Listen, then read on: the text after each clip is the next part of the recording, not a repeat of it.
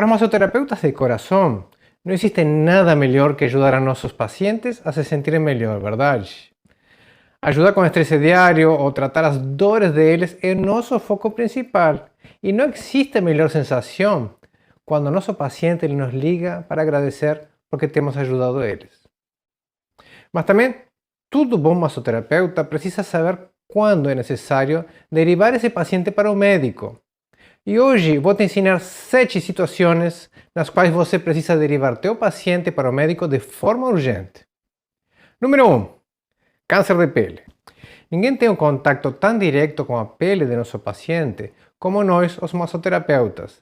Entender e diferenciar o que é uma pinta comum de um carcinoma é um conhecimento extremadamente importante que todo massoterapeuta deveria ter.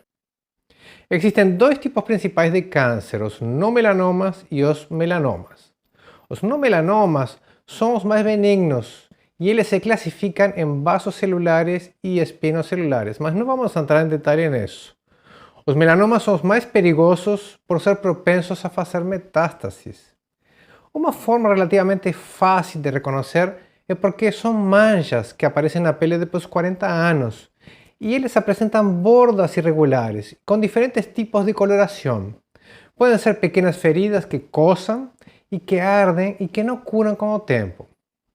Os melanomas, como são mutações dos melanocitos, que são aqueles que dão cor à nossa pele, eles aparecem como manchas mais escuras e também têm bordas irregulares. Então, se vemos uma mancha suspeita com essa característica em nosso paciente, precisamos avisar e sugerir a visita ao dermatologista. Número 2. Dor no peito que se estende para o braço esquerdo. Clássico, né? Todo mundo sabe que esse é um dos sintomas mais temidos, já que pode ser um indicativo de que a pessoa pode estar sofrendo um infarto de coração. Eu já tive pacientes que chegaram se queixando dessa dor. A primeira pergunta que você vai fazer quando esse paciente chega é quando que começou essa dor e se já visitou a cardiologista. Se a resposta é que a dor começou há poucas horas e que não foi ao médico, gente, é necessário enviar urgentemente esse paciente para o hospital para sair de toda dúvida. Mas se a resposta for que a dor começou há vários meses e que o médico não achou nada errado no coração, eu posso te assegurar que a origem da dor está num ponto gatilho aqui entre as vértebras torácicas. Só nesse caso você vai conseguir ajudar a ele. Número 3. Dor bilateral. Este caso ele é menos óbvio. É muito comum que chegue um paciente se queixando de dor nas pernas ou nos braços. A imensa maioria é uma dor muscular provocada por um mau movimento ou uma lesão provocada por uso excessivo de uma articulação. Mas se o paciente se queixa de dor bilateral, ou seja, nas 2 pernas ou nos 2 braços, precisamos pensar que essa dor não seja de origem muscular. Dor bilateral ou no corpo todo pode ter uma origem neurológica ou uma origem circulatória. Se a dor vem acompanhada de inchaço, devemos sugerir para nosso paciente visitar um angiologista, médico especializado no sistema circulatório. Se a dor vem junto com fraqueza, o melhor seria indicar um neurologista. Tem muitas doenças autoimunes que atacam lentamente nosso sistema nervoso, provocando dor no início da doença para depois progredir para a parte motora. Se a dor for no corpo todo, e se o paciente se queixa de insônia e de acordar sempre cansado e de ter depressão, as chances dele ter síndrome de fibromialgia são grandes. Hoje sabe-se que a fibromialgia é provocada por um desarranjo no sistema de interpretação do cérebro. As dores não são musculares. É o cérebro que sente a dor onde não tem e como se ele ficasse hipersensível aos estímulos normais. O paciente com síndrome de fibromialgia precisa ser atendido por uma equipe multidisciplinar, reumatologista, psiquiatra, fisioterapeuta e massoterapeuta. E precisa ter muito cuidado. Se você tentar tratar a dor dele e ultrapassar o umbral de dor, você pode deixar ele muito mais dolorido. Está gostando até agora essa aula? Se você não curtiu, toma um minuto, um segundo e curte-la, porque gente, ajuda muito. Curte, se inscreve no canal e compartilha para teus amigos. Número 4. Perda de função motora no caso de hérnia de disco. Muitas veces llegan a nuestro consultorio pacientes quejándose de dor provocada por una hernia de disco como si fuese una sentencia definitiva. É muito importante que você saiba diferenciar quando a dor realmente é provocada pela hérnia e quando não. Você sabia que 70% das hérnias de disco são assintomáticas? Isso quer dizer que a hérnia está ali, mas não está provocando dor. Então, de onde que vem a dor desse paciente? A origem da dor, na maioria dos casos, ela é muscular, provocada pela presença de pontos gatilhos. Os pontos gatilhos costumam provocar dor não só onde eles estão localizados. Aliás, muitas vezes eles não doem onde eles estão, sino que eles referem dor longe para outras regiões. Por exemplo, tem pontos gatilhos na escápula que referem dor para o braço, ou pontos gatilhos nas lombares ou nos músculos profundos do glúteo que referem dor para a perna.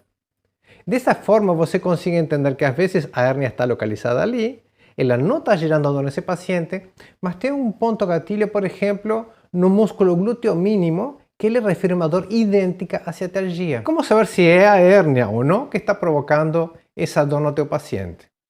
Se o paciente tiver dormência ou formigamento junto com a dor, isso é um sinal que a dor está sendo provocada por uma lesão em alguma raiz nervosa. Ali que você precisa tomar muito mais cuidado. Mas se junto com a queixa da dormência o paciente tiver dificuldade motora ou incontinência urinária, esse é o sinal que precisa visitar de forma urgente a ortopedista, porque o risco de lesão permanente depende da velocidade do atendimento. Estes são pacientes que quase sempre terminam em cirurgia. Number 5. Vermelhidião da perna com aumento de temperatura. Se o paciente se queixa de dor no joelho, por exemplo, no pé ou na mão, a primeira coisa que precisa observar é se ele tem um aumento de temperatura, inchaço e principalmente se tem uma mudança de coloração. Ou seja, se está inchado, vermelho e quente, precisa ter extremo cuidado e enviar para o médico. A causa pode ser por um trombo, também pode ser por uma lesão dos ligamentos ou inclusive uma fratura óssea. Se a causa for desconhecida, podemos estar na presença de um trombo ou até de uma doença como artrite reumatoide que requer atendimento médico urgente. Vocês sabem que já me aconteceu. Atendi um paciente com o joelho muito inchado e quando fui a ver ele estava quente. Quando vi essa situação, enviei para o médico de forma urgente. O médico diagnosticou uma artrite reumatoide e começou o tratamento imediato com medicação. Quando o médico deu de alta esse paciente, ele voltou muito agradecido e me pediu para ajudar a ele. Fizemos várias sessões para tentar trabalhar sobre esse joelho que estava enrijecido e ainda dolorido. Número 6. Dor extrema e repentina nas costas. Aquela dor que vem de nada, assim, muito forte. Dor nas costas é a queixa mais comum em nossos pacientes e ela quase sempre tem origem muscular. E é ali que nós entramos com nossas mãos a fazer a mágica acontecer. Mas se a dor tiver alguma origem visceral, por exemplo, as cólicas menstruais também provocam dor na parte baixa das costas. Ou cálculos na vesícula biliar, elas podem provocar uma dor na região do fígado e na parte posterior direita das costas também. Pedras nos rins podem provocar uma dor muito forte na parte média das costas. E como saber se a origem é muscular ou é visceral? Geralmente, a dor muscular ela piora com o movimento. Se a dor vir dos órgãos, essa dor vai ser em forma de espasmos ou cólicas. Ela vem como se fossem ondas. Inclusive, a pior dor que é das pedras nos rins, ela vem de forma súbita e uma dor extrema que você sente como se fossem ondas de dor. Você sabia que parasitas intestinais, como a giardia, também podem provocar fortes dores abdominais que irradiam para as costas? Agora, o inverso também pode acontecer. Esta semana, por exemplo, atendi um paciente com dor na região do fígado há 3 meses. Ele fez cirurgia, tirou a vesícula biliar e a dor continuava aí. Eu encontrei a origem em um ponto gatilho entre as vértebras torácicas baixas. Desactivei com a técnica do silêncio neural, em menos de 15 minutos ele saiu totalmente sem dor. Aliás, me encontrei com ele uma semana depois e ele me comentou que a dor tinha sumido de vez. Mas como foi que eu soube disso? A queixa de dor dele piorava quando pedi para executar certos movimentos de rotação e de lateroflexão. Por isso, a origem era muscular. Estamos quase no final, só falta o último. Você curtiu lá? Então, por favor, se não curtiu, vai lá, Curte, que não custa nada. Número 7. Dor extrema e repentina na cabeça. Gente, a cefaleia, dor de cabeça ou enxaqueca é uma das queixas maiores de nossos pacientes. Posso te dizer que 80% das vezes a origem é tensional, ou seja, são os músculos tensos e contraídos que podem provocar diversas formas de doer a cabeça.